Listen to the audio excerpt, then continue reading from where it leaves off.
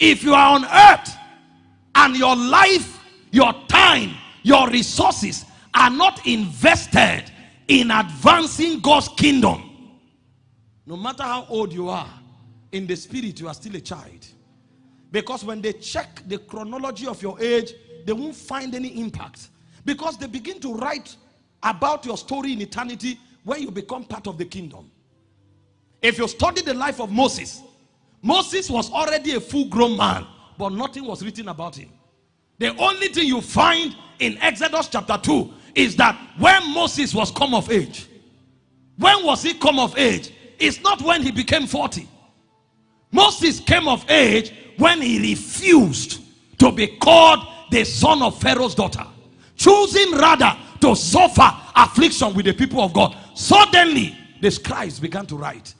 This guy was 40 years old. Nothing was written about him. There was nothing to write except as he began to participate in kingdom advancement. If you are not part of kingdom advancement, you are not yet alive.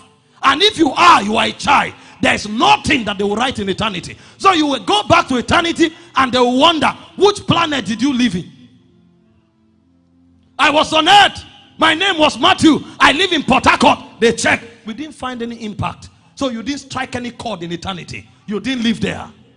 Miles Moreau of blessed memory said he went to a grave and he saw names written on different epitaphs. And he was wondering, Lord, when did this man live? And God said they didn't live on earth. Come on, they lived, they died. Their grave is the proof. No, their grave is not the proof. Their impact is the proof.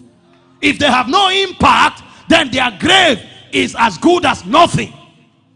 Thy kingdom come, thy will be done as it is in heaven. The whole idea of the takeover generation is a generation that will stand and say, thy kingdom come, thy will be done on earth as it is in heaven. If we cannot establish heaven on earth, then there is no takeover. Takeover is not just that you bought a car.